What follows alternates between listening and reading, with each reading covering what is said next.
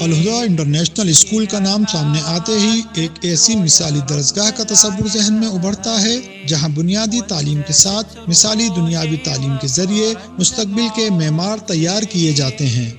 2010 میں قائم ہونے والا اسکولوں کا یہ سلسلہ معروف دینی اسکالر محترمہ فرحت ہاشمی کے اس خواب کی تعبیر ہے جو انہوں نے ایک معیاری اور مثالی معاشرے کے حوالے سے دیکھا تھا۔ 21 دسمبر 2022 کو الہدا انٹرنیشنل اسکول H11 برانچ میں ارتھ میٹرز کے زیر عنوان ایک اسلامی سائنسی نمائش کا انعقاد کیا گیا۔ نمائش کا بنیادی مقصد طلباء و طالبات کی تخلیقی صلاحیتوں کو نکھارنا اور بحیثیت مسلمان زمین کو درپیش خطرات سے نمٹنے میں اپنا کردار ادا کرنا تھا۔ نمائش میں طالب علموں نے 2D اور 3D کے مختلف پروجیکٹس کے ذریعے ارضیاتی مسائل کو اجاگر کیا اور ان مسائل پر قابو پانے کے لیے زمین پر درختوں کی اہمیت کو اجاگر کیا۔ نمائش میں طلباء و طالبات کہیں آیات قرآنی کے ذریعے اور کہیں سائنسی حوالوں کی بنیاد پر اپنی بات سمجھاتے نظر آئے۔ ہمارے اسکول میں ہر سال یہ ایک ایونٹ ہوتا ہے جس کا نام IX ہے۔ IX کا مطلب ہے الہدا اسلامک ایگزیبیشن۔ تو اس دفعہ اس سال کی ہماری تھیم تھی ارتھ میٹرز۔ تو ہم آج کل اگر دیکھا جائے تو ارتھ جو ہماری دنیا ہے، ارتھ ہے، اس سے بہت زیادہ پولوشن پھیلی ہوئی ہے، گندگی پھیلی ہوئی ہے۔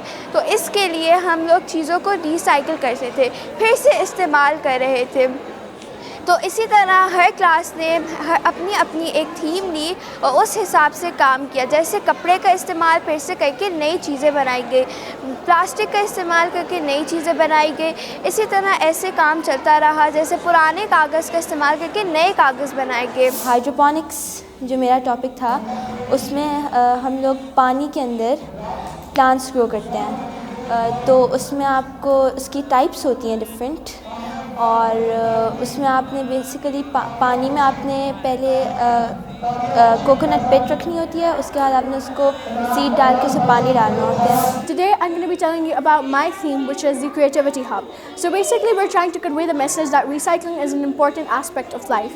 If we do not recycle, then we might kill some animals, because the clothes that we throw away, they basically go away and they take 200 years to be decomposed. So some of the animals might eat, they will choke and they will die, which will imbalance our environment. Also, when we don't have a clean environment, we can also disturb our mental health and sometimes our inner body health too. Like asthma can be caused, some other diseases like malaria, dengue, and sometimes people might have it would be hard for them to breathe. Also, we thought that would be great to hold IX and tell people about and aware people about what we are doing right now. یہ ایک قابل فخر تجربہ تھا۔ ننھے منھے طالب علم بھی اس نمائش کا حصہ تھے۔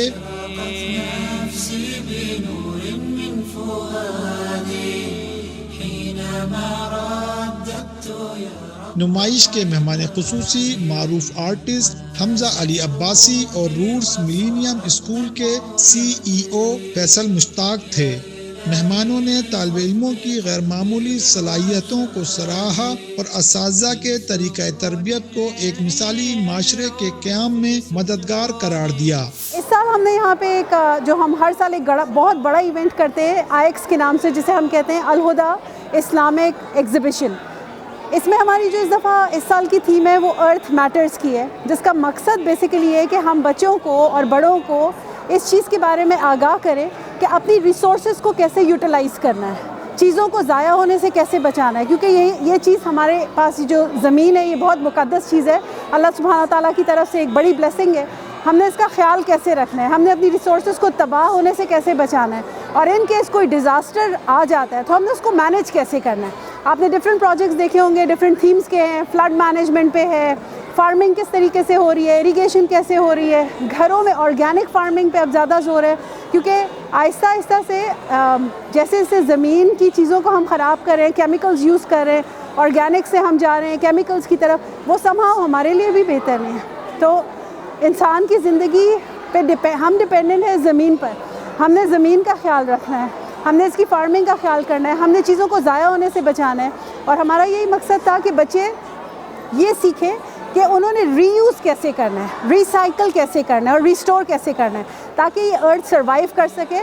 اور ہماری آگے کی جتنی جنریشنز ہیں, وی آر ہوپ فل کہ آج جو وہ میسیج دے رہی ہیں, کل کو یہ بڑے ہو کر یہ تمام جو آج انہوں نے پروجیکٹس ڈسپلے کیے ہیں اس پہ وہ کام کریں گے. ہماری جنریشن تو شاید نہیں کر سکی, لیکن آنے والی جنریشن اس پہ کام کریں گی, اور وہ ہمارے لیے بھی انشاءاللہ تعالیٰ صدقہ جاریہ ہو.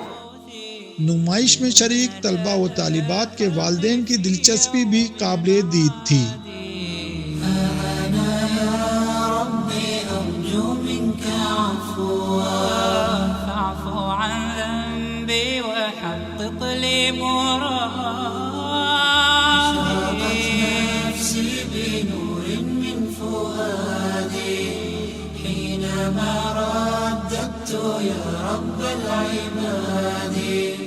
وانتشت روحي وصار الدمع يجري يا إلهي خذ بقلبي للرشاد أشرقت